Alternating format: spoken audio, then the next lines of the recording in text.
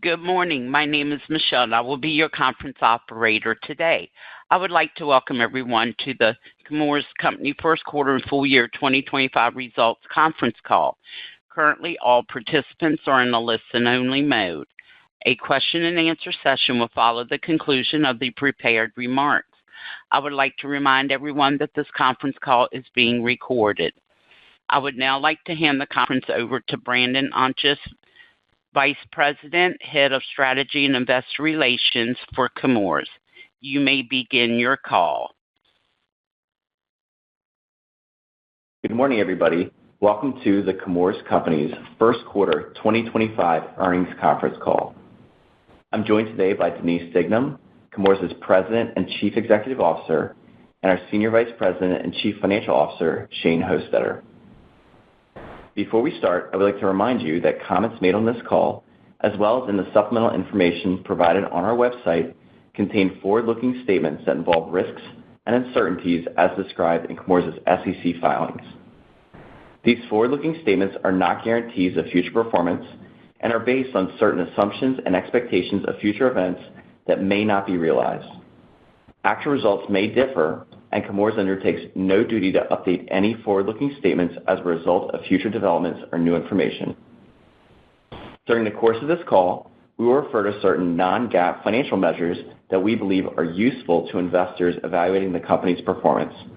A reconciliation of non-GAAP terms and adjustments is included in our press release issued yesterday evening. Also, we posted our earnings presentation to our website yesterday as well. With that, I will turn the call over to Denise Dignam.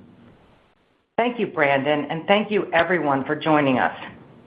In starting off our call today, I want to highlight an announcement that was released concurrent with our earnings release yesterday evening regarding our strategic agreement with Nafion Fluorine to produce our Opteon two-phase immersion cooling fluid. This manufacturing partnership leverages Nafion's manufacturing expertise and Chemours' innovation in this space to address the data cooling center needs created by AI and next-generation chips.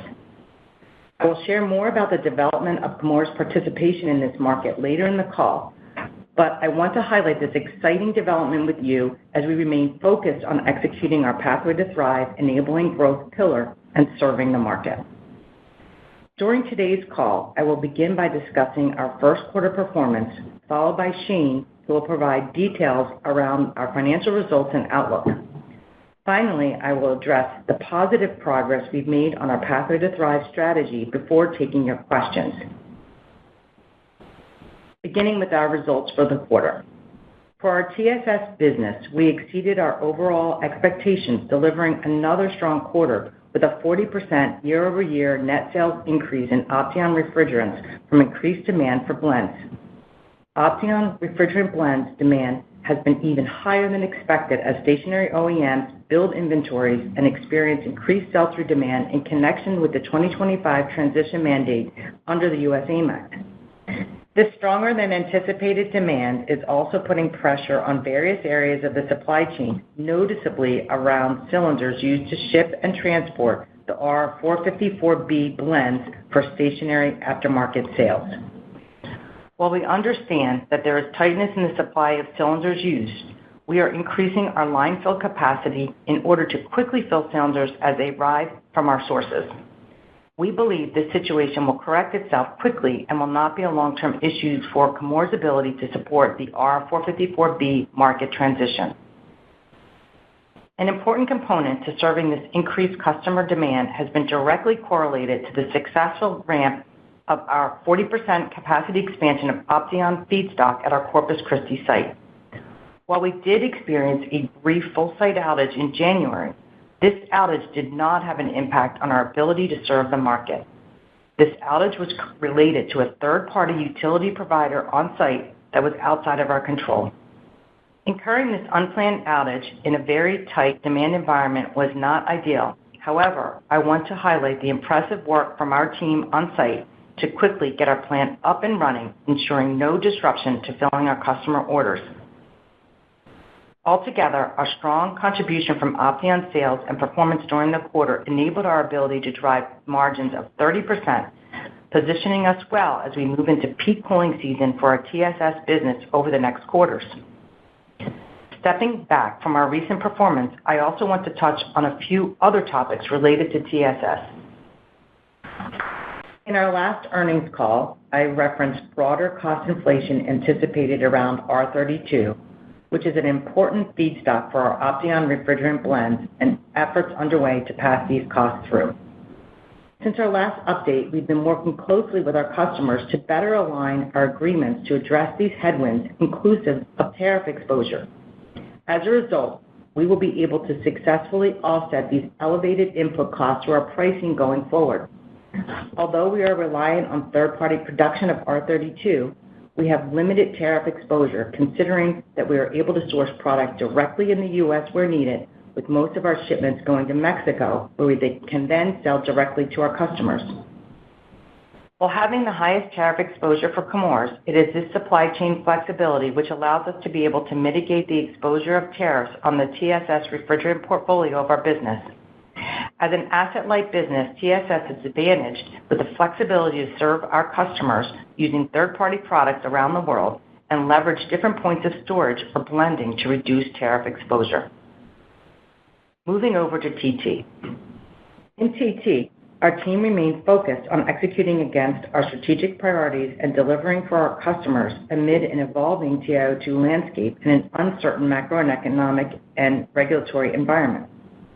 For the broader TiO2 market, what has become apparent is a clear differentiation between those markets with fair trade regulations announced or in place versus those where actions against Chinese TiO2 dumping has not yet been pursued. For Chemours, North America, Europe, and Brazil, which we categorize as our Western markets, reflect those markets with a more robust set of fair trade regulations in place or are evaluating final implementation after a trial period. Over time, these Western markets provide an added opportunity for Chemours, with North America and Europe making up nearly 70% of global TiO2 sales. Speaking to the first quarter, these combined regions and countries actually drove a 12% sales increase sequentially from continued efforts to regain share and reflects the highest first quarter combined regional sales since 2022. Alternatively, in those markets not yet possessing or pursuing a fair trade regulatory framework, primarily in other parts of Asia and Latin America, we're experiencing a high level of Chinese TiO2 product being dumped, driving lower pricing. In India, more specifically, we know that while fair trade regulations are being considered, there's a large amount of Chinese-based TiO2 product being exported to this region, driving near-term market dislocation. Our first quarter results reflected this impact with clear commercial volume strength in those Western markets and with weaker sales in China, India, and other parts of Asia and Latin America. With the context around our view of the global market and where opportunities may develop as more countries adopt fair trade provisions, we also believe that Chinese capacity, while publicly announced, will not fully materialize in years ahead. This belief is based on Chinese producer awareness around the overcapacity and the challenges as to where these producers can sell products, with key markets pursuing more fair trade regulations. This is further supported by a combination of other factors, such as plant idling and shutdowns, a persisting weak domestic market, along with impacts from higher sulfate pricing. To this, we are anticipating Chinese lower production levels in 2025, breaking a 10-year trend of increasing output. As we continue to pursue opportunities in this transitioning global TiO2 landscape, it brings back the importance of driving our low-cost TiO2 position globally.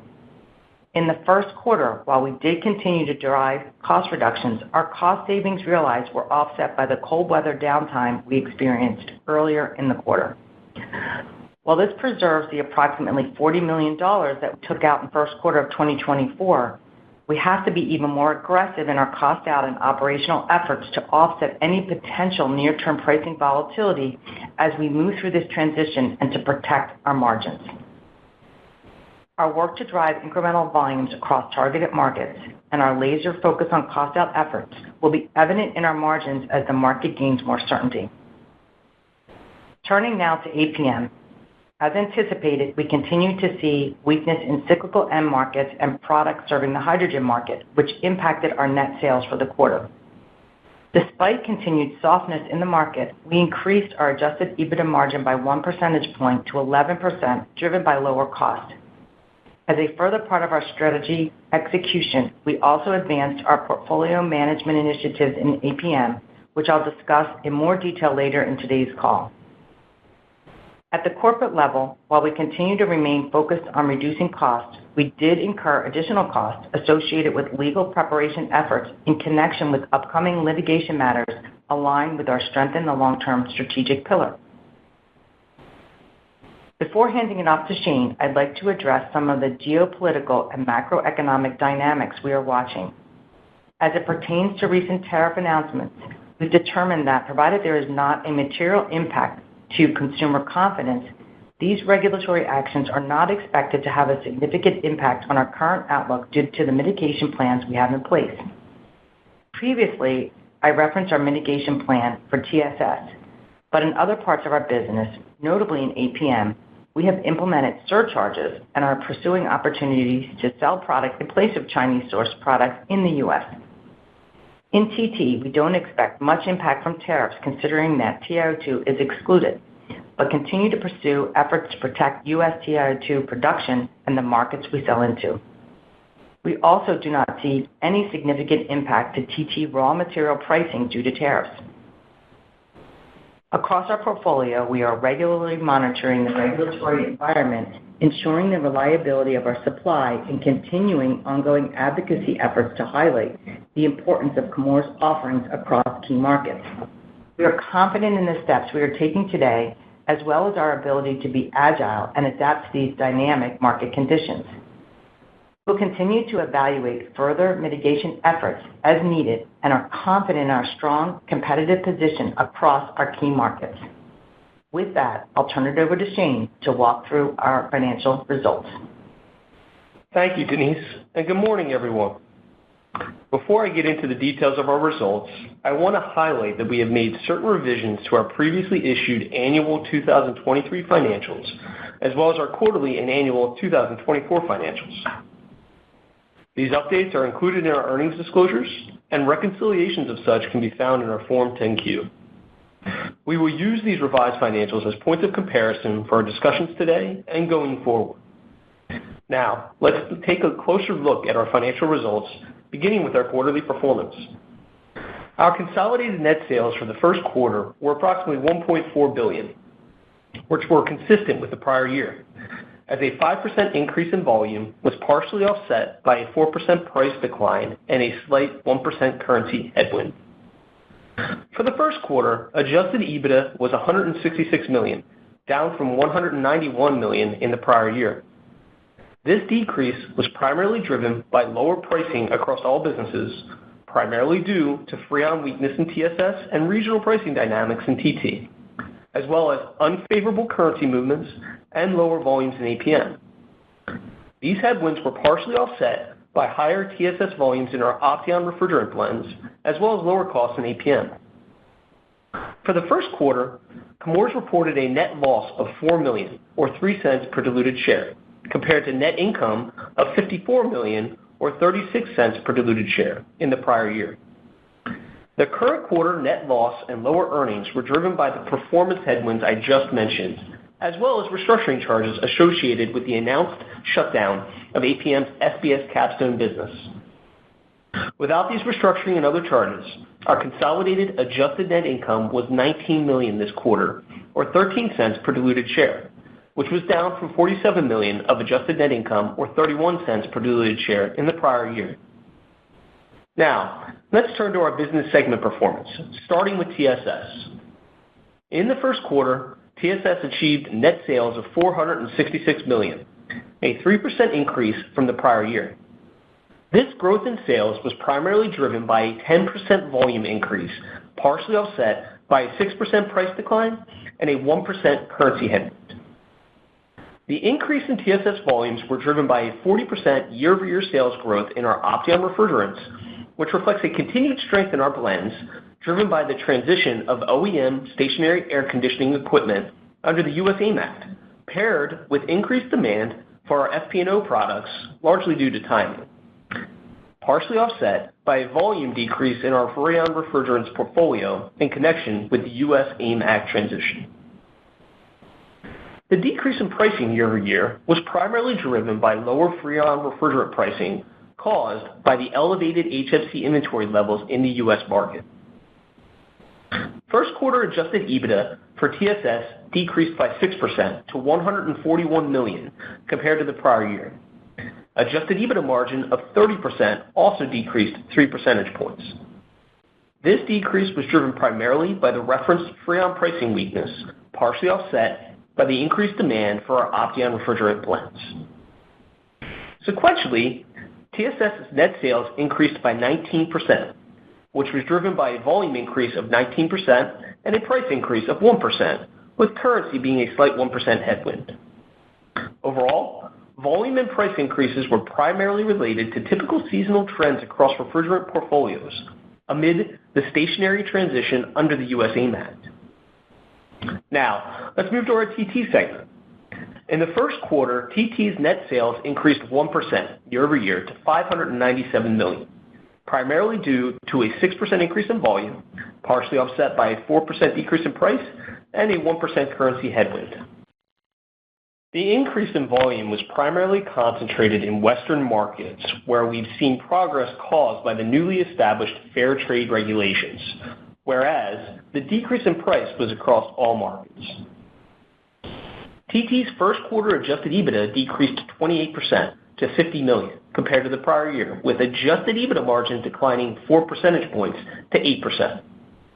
The decline in EBITDA was primarily driven by lower price. Also, we saw additional costs from plant downtime, primarily driven by cold weather at our U.S. sites early in the quarter, which were offset by year-over-year cost savings in TT.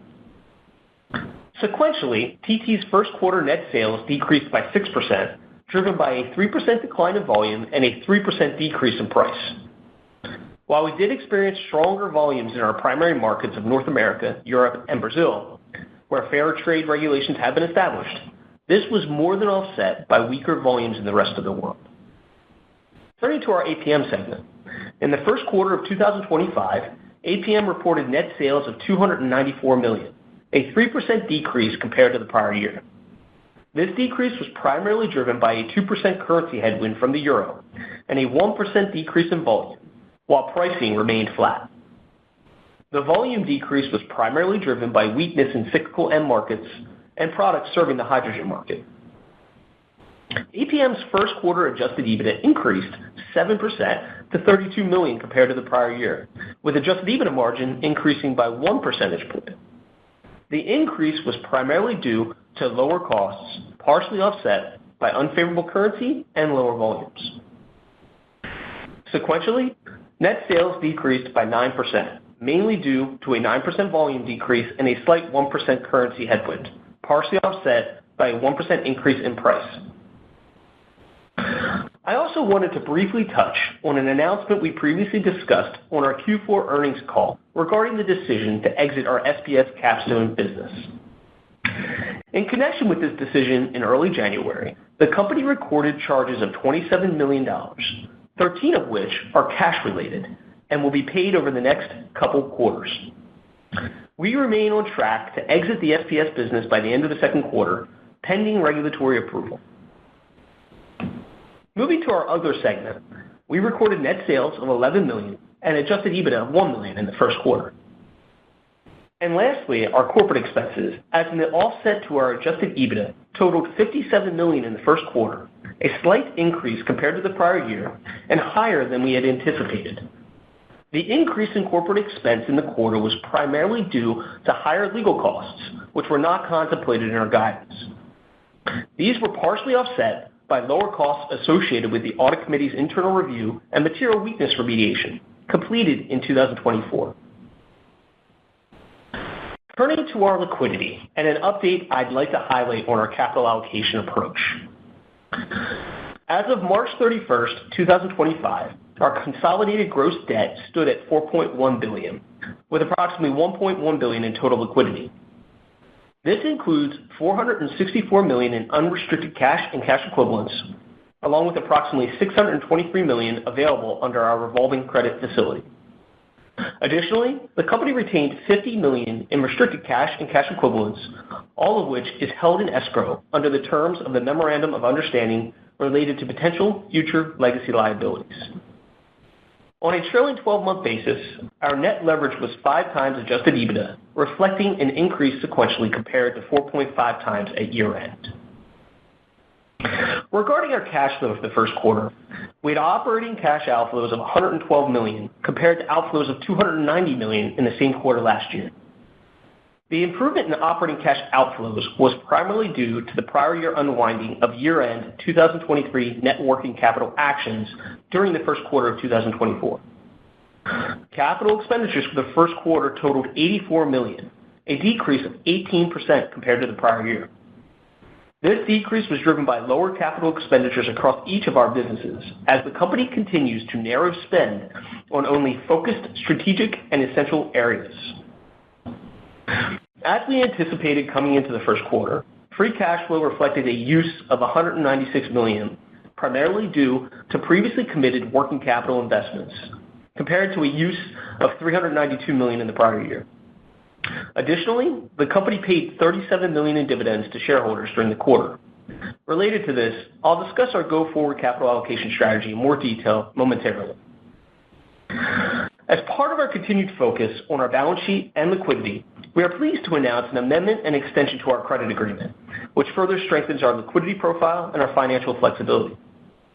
The amended credit facility extends revolver commitments to 2030 with a capacity of up to $1 billion until October 2026. Following the completion of this amendment on May 2nd, the company's capacity under the revolving credit facility was increased $300 million to a total of $948 million. So, this, combined with the cash at quarter end, would equal $1.4 billion of accessible liquidity. This amendment to our credit agreement allows added liquidity flexibility along with our free cash flow to fund working capital and other focus areas like strategic growth projects, while also balancing our efforts to get to targeted net leverage of below 3 times at mid-cycle. Since I started with Chemours last year and we developed Pathway to Thrive, a focus of mine was to ensure we maintained a balanced and disciplined capital allocation policy to drive shareholder value. We have evaluated our dividend, its payout level, and other key metrics over a wide dispersion of financial and cash flow performance scenarios, including potential impacts from current uncertain macroeconomic conditions and volatile capital markets against the landscape of strategic priorities under Pathway to Thrive. As a result of this review, the company believes a change in the balance between capital return to its shareholders and the flexibility of our balance sheet is critical to creating long-term value. Therefore, earlier this week, the Board of Directors declared a dividend for the second quarter at a reduced rate of 8 3/4 cents per share, reflecting a 65% reduction to our previous dividend level. This action is not reflective of concerns or changes with regard to management's expectations of mid-cycle earnings or long-term cash generation. Rather, this aligns our dividend with the right balance sheet flexibility to drive long-term shareholder returns. Also, this dividend level ensures Chemours continues its long-term practice of returning cash to its shareholders through dividends as part of our capital allocation strategy.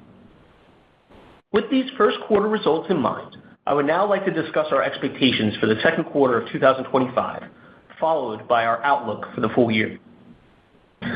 Beginning with TSS, for the second quarter, we expect overall TSS's net sales to increase sequentially in the low 20% range, driven by double-digit growth expected in both our Opteon and Freon refrigerants, reflecting traditional seasonality. TSS's adjusted EBITDA is expected to increase approximately 30% sequentially, primarily driven by strong volume increases and favorable pricing impacts. Looking ahead to the full year, we continue to anticipate strong 2025 results for TSS, an improvement over 2024.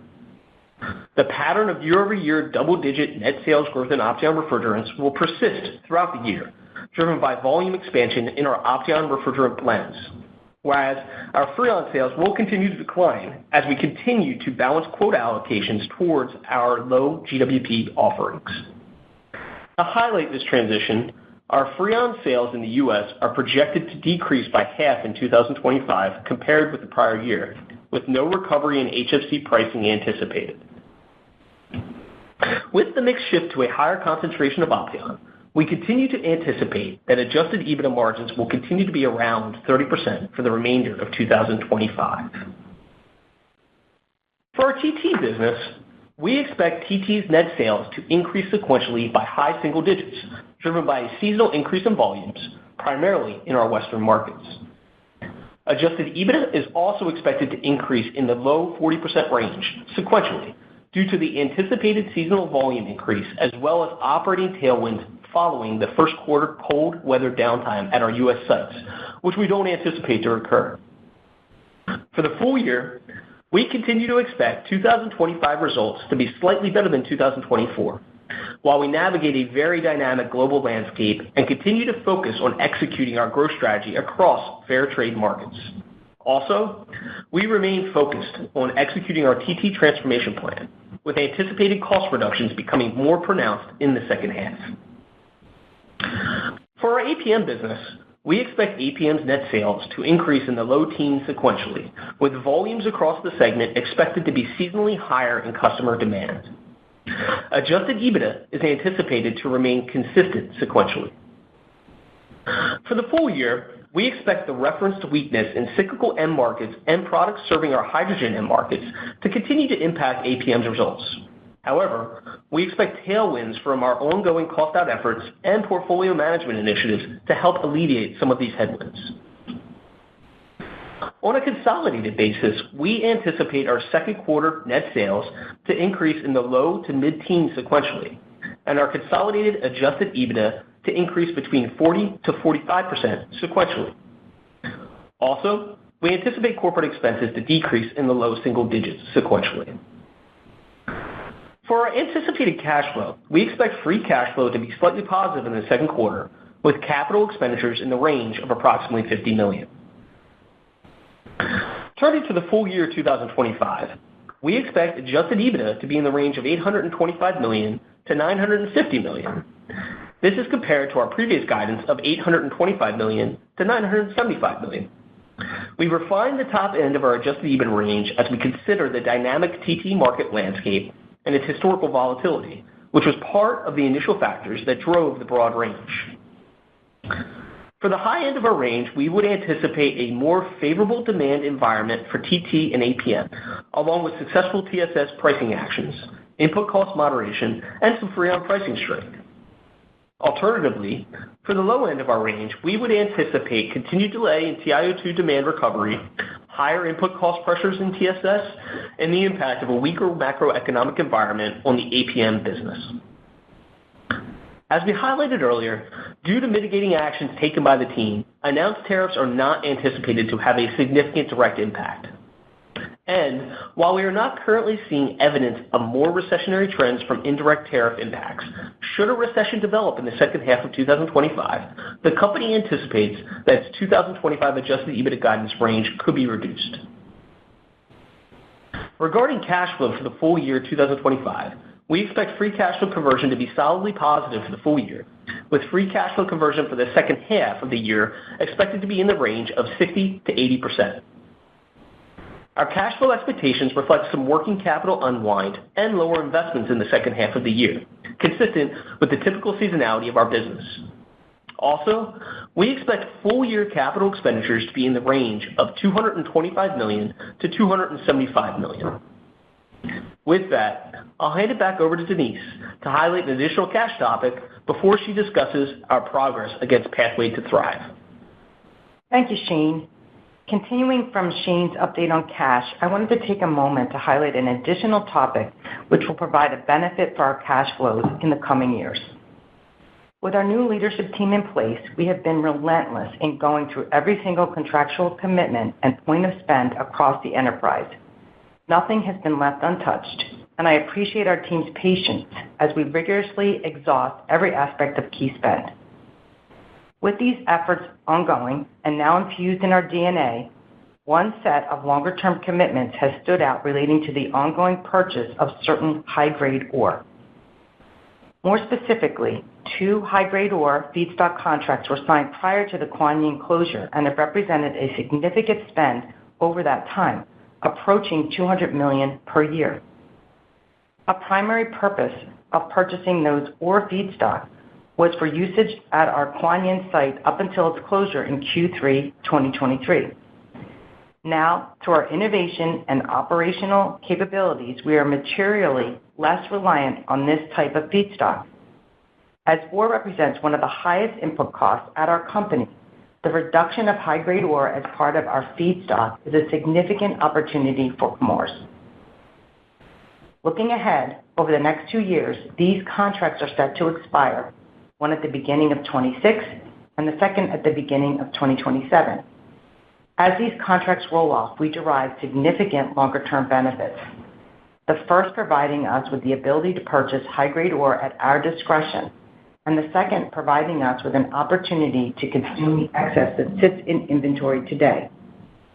Based on this adjustment to our contractual commitments, with the opportunity to shift our purchases to more cost-effective ore grades, we anticipate that this net cash flow benefit will approximate $100 to $150 million, considering existing market conditions.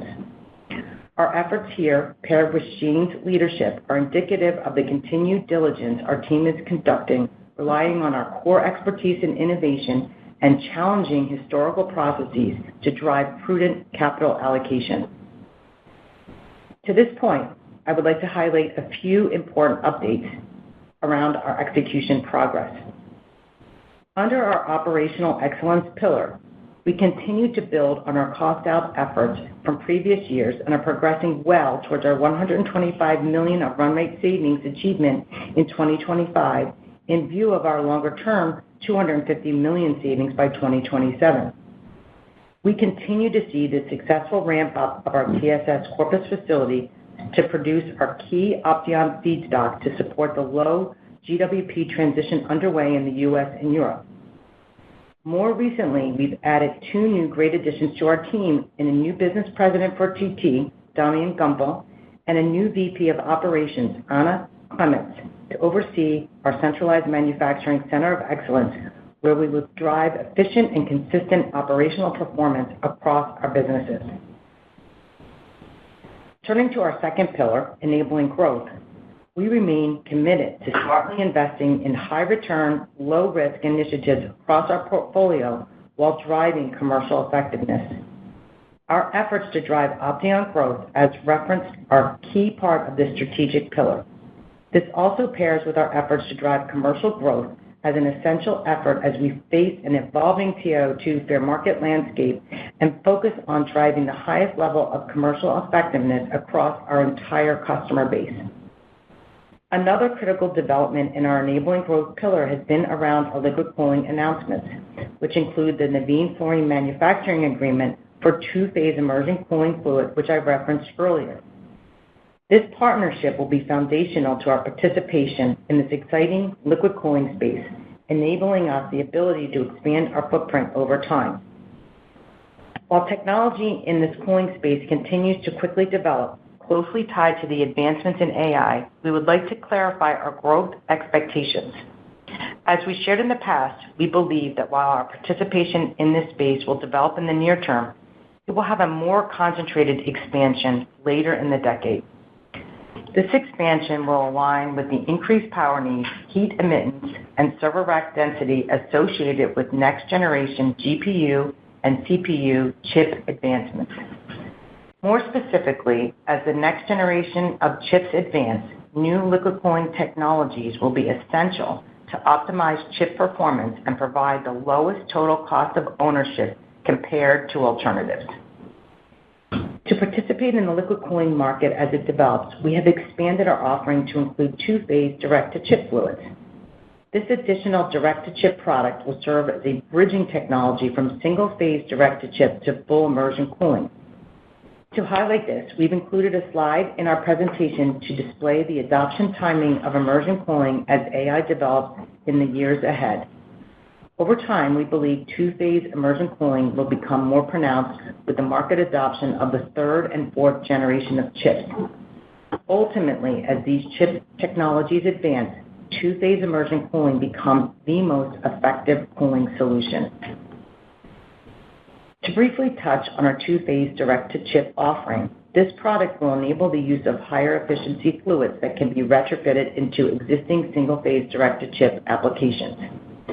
Our participation in this market does not require any new capital investments, leveraging an existing product portfolio and R&D expertise. While an important incremental offering for the market, the portion of our anticipated sales in this space will serve as a smaller portion of our overall liquid cooling opportunity.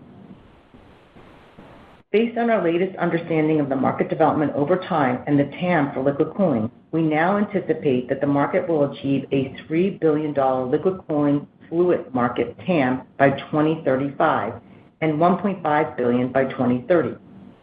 This refined TAM is reflective of the expected market for the fluid itself and excludes additional equipment, which was included in our earlier estimate. Considering our positioning in the market as the only provider of next-generation immersion cooling fluids, we anticipate being a key participant. This could vary as AI and the underlying chip market develop. We remain very optimistic about our participation in this exciting market and look forward to sharing more with you as we grow in this space in future periods. Under our portfolio management pillar, we continue to make notable progress under our previously announced European asset review through the exit of our SPS business and continue to review the remaining assets under consideration. Outside of our ongoing portfolio efforts, we also continue to focus on bringing our product to higher value applications, which was clear in APM's improved performance solutions results, more than offsetting declines in APM advanced materials.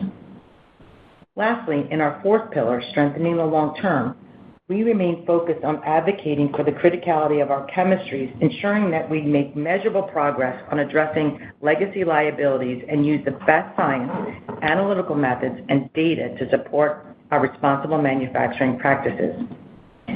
In the first quarter, we engaged with policymakers and advanced advocacy efforts to highlight the importance of Chemours essential chemistry amid the evolving U.S. trade policy landscape and EU regulatory landscape. In parallel, we continued our ongoing commitment to responsible manufacturing practices. We also remain focused on actively resolving legacy liabilities, including ongoing preparation for upcoming litigation matters, including those related to the New Jersey DEP. In our supplemental deck, we've included a slide highlighting the progress we've made to resolve legacy litigation since our inception as Chemours. We believe that this summary reflects the substantial progress we've made over time and a summary of what remains. We have this as a strategic pillar, as we see it as a key area to resolve in order to drive shareholder value. We will seek to resolve these matters as prudently as possible. I'm proud of the significant progress we've made to date in executing our Pathway to Thrive strategy. We believe our notable progress against each of these strategic pillars is essential to driving long-term success and value creation for Chemours across our three businesses. To add, I would like to briefly address a question I often receive around the current Chemours portfolio, and if there's a quicker way to return shareholder value considering our existing composition. I can assure you that management and the board have assessed all the possibilities with our business, and we believe it is essential to drive execution of our transformation strategy. More specifically, resolving legacy litigation, improving our operational performance, and stabilizing our balance sheet to enable such flexibility, as Shane conveyed, are essential components for these returns. I would like to thank all our employees for their continued dedication and efforts that have made our progress this quarter possible and enabled us to continue advancing our Pathway to Thrive strategy. I look forward to providing future updates on our operational and financial performance and delivery against our Pathway to Thrive. We can now open the line up for questions. Thank you. To ask a question, please press star 11 on your telephone and wait for your name to be announced. And to withdraw your question, please press star 11 again. And our first question comes from John McNulty with BMO. Your line is open. Yeah, good morning, and thanks for taking my question. So I guess I had a question on the strategic venture that you announced yesterday on the Nafion fluorine. I think that's how you pronounce it. Can you help us to think about how much capacity they can provide you? I also know you were targeting commercialization and being able to deliver some product in 2026. I guess, can you help us to kind of frame that and how this fits into that, as well as if you have any orders at this point or expect to have any orders starting in 2026? Hey, John, thanks for the question. Yeah, we're super excited about the work we're doing with Nafion. This is really a critical step in our commercialization. As you saw in the deck, we kind of laid out the different steps for the commercialization. As we move into more field trials, this is going to be really important. We're investing about $14 million in the asset, and we've aligned the size of the asset really in two components. One is the stage of commercialization we're in, but also, understanding that we want to refine the process technology for future scale-up. When you think about a field trial, think about, 2 to 5 tons would be needed. We've announced a field trial with NTT, so we have the opportunity to do dozens of field trials, and we're positioned to add additional volume as we get those customer commitments after the field trials. Got it. Okay. And then on TiO2, I guess a couple of questions on that. One, did I hear right that you guys are expecting 2025 EBITDA to be up versus 2024? I thought that was what Shane said, but just wanted to clarify. And then maybe more importantly, on the ore savings that you're talking about, I think you said $100 to $150 million. Is that working capital savings, or is that actual cost that will hit the bottom line? And I guess in terms of the phasing in of that, it sounds like there are 2 contracts that you're dealing with. One comes to an end in 26, one in 27. Does that saving phase in evenly, or is it lumpy from one year to the next? I guess how should we think about that?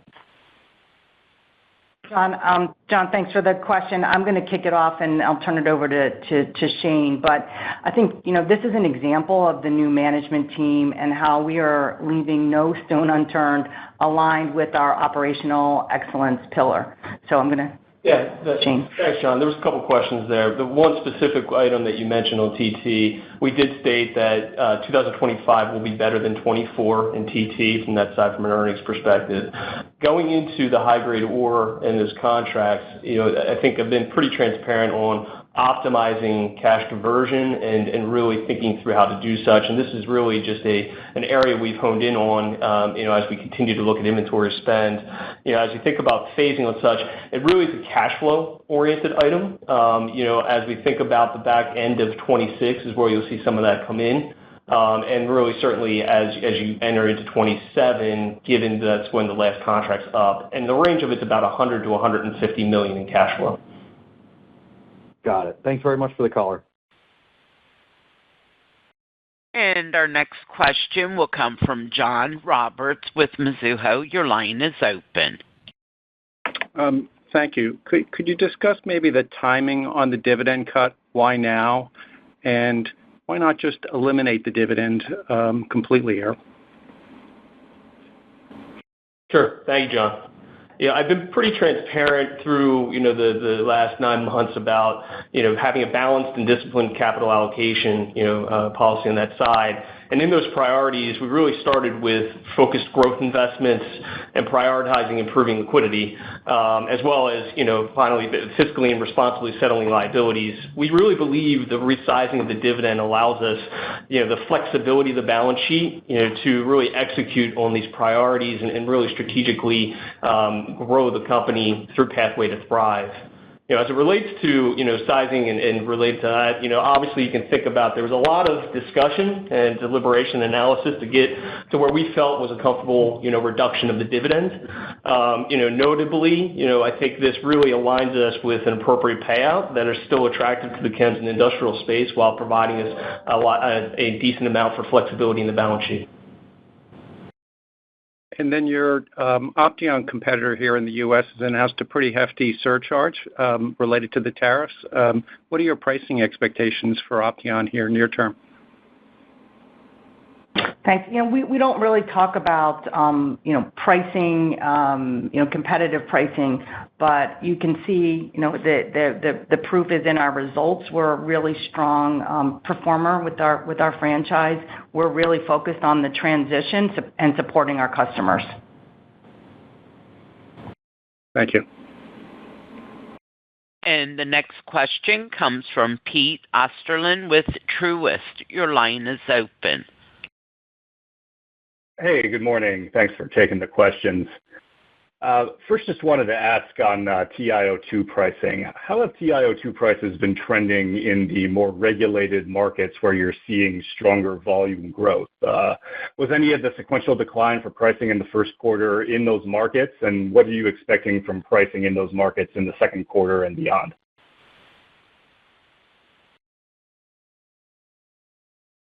So thanks, Pete, for the question. We really don't want to talk about forward pricing. What I can tell you is that we see stabilization in the what we're calling the fair trade markets. We see stabilization in price, and we see actually we've had volume increases in those markets as well.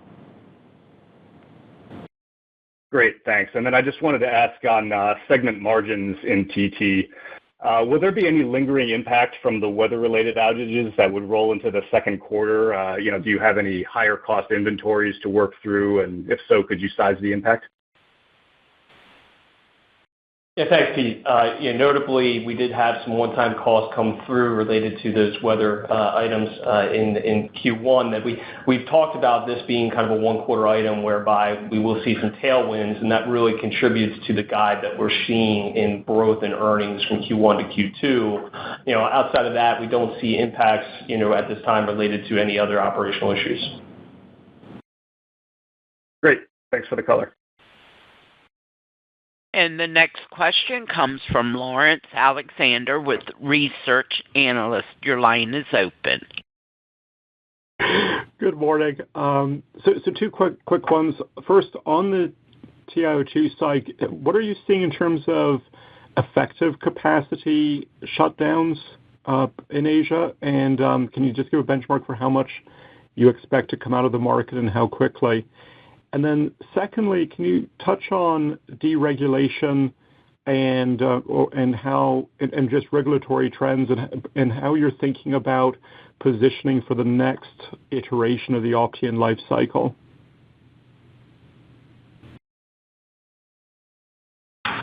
Sure. Thanks, Lawrence.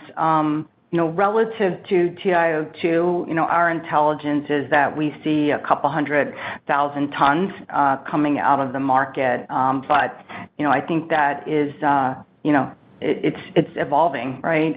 As there's more fair trade zones established, as we think about the finalization in Brazil and India, I think that will change. There's been a recognition by the industry in China themselves that there's an issue with supply, and just looking at trends with other markets where when you see this happening, you have seen China pull back on capacity increases as well as shuttering. So we see more to come in that area.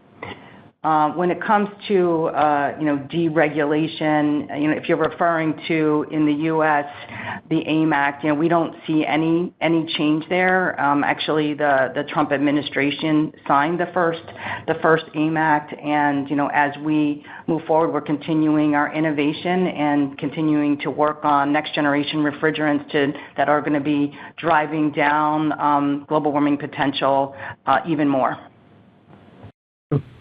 Thank you. And the next question comes from Arun Viswanathan with RBC Capital. Your line is open. Great. Thanks for that question. Congrats on the results there. So just on TSS, first of all, just wanted to understand your comments a little bit more on the supply tightness in both content, refrigerant content, as well as cylinders. So When do you expect some of this tightness to be alleviated, and what measures are you taking to address that? It sounds like it's kind of short-lived, but why do you believe that? And again, on the cylinder side, is there anything else you can do to source other cylinders? And then similarly on R32, what can you do there to maybe broaden your supply base? Thanks. Thanks for the question, Arun. Relative to the cylinder shortage, I first want to say this is not a Chemours issue.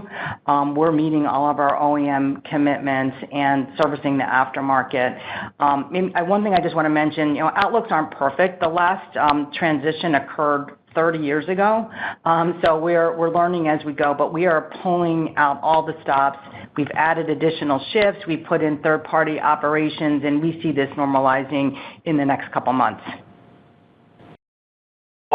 And then just quickly on the updated capital allocation approach. So maybe you can describe some of the opportunities from a CapEx perspective that you're pursuing that you thought that would be better use of your capital than the dividend. Maybe just quantify from a CapEx perspective and maybe some kind of returns metrics or anything like that we could use to see how you came to that decision, or how the board did at least. Thanks. Thanks for the question. We're going to be spending our capital completely aligned with our pathway to thrive. We have high priority investments in our next generation refrigerants, immersion cooling under our enabling growth, and I'm going to turn it over to Shane for maybe some more color. Yeah, sure, Arun, thank you. I think there's a mixture of two things, right? I really emphasize, strategic growth, but also balance sheet flexibility as we talk about, reasoning for that dividend reduction. As we think about the growth initiatives, Denise just talked about some main items related to next generation refrigerants as well as immersion cooling. I'm really excited about those kind of capabilities as we think about emerging markets.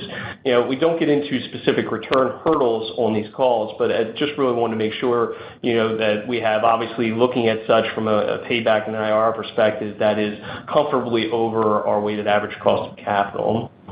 And also, Arun, you had asked earlier, about kind of the dynamics of R32. I think it's important, as we think about that supply dynamics that we emphasize, we have a pretty good network, outside of the U.S. as relates to gaining R32, as well as, we do a significant amount of blending, in areas outside of the U.S., namely in Mexico. And finally, we're working very well, with our customers to think through, those costs and thinking through the associated price to make sure that we return appropriate value from that to the market. Thanks. And our next question comes from Josh Spector with UBS. Your line is open. Yeah, hi, good morning. First, I wanted to follow up on the agreement on the immersion cooling capacity. Just to be clear, it sounds like your answer to John was that's kind of small scale to get you out into field trials. I was curious, longer term, is that more of a manufacturing partnership where you can potentially get tolling agreements to scale that up in a capital light way for Chemours? Or would you still require Chemours to make a larger owned facility investment to scale that up? Hey, Josh, thanks for the question. Your read of what the purpose of this capacity and the size is right on. As we move forward into commercialization, we're always looking at how to best use our capital, what's the most prudent way, and we haven't decided yet on what the structure is going to be, but certainly we'll be looking for partnerships with customers as we go forward. Okay, that makes sense. And just on TSS at a high level, if tariffs stay where they are today, is that a positive or a negative for Chemours, just considering your production base and purchases versus the market at large? How would you characterize it? I would say that it's really, not a negative or a positive. I mean, we basically have, over the years, developed great flexibility in our supply chain. We have lots of options. So, it's really not something that, stands out.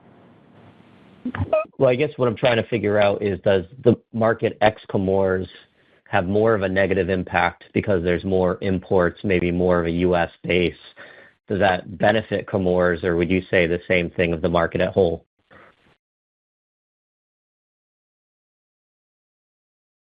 I think that I don't really have a strong opinion on that. I think, our main focus is really around transitioning to Opteon and that portfolio. So, I guess I would say I don't think from a competitive standpoint, it's really, I think it's more neutral. Okay, thank you. And our next question comes from Duffy Fisher with Goldman Sachs. Your line is open. Yeah, good morning. A couple of questions around TSS. So first, on the pricing embedded in your Freon numbers from Q1, if you compared that to the Chinese pricing today, just to say, how much farther could you fall to a floor, what's the delta between your realized pricing and, let's say, commodity pricing in China today in Freon or HFC products?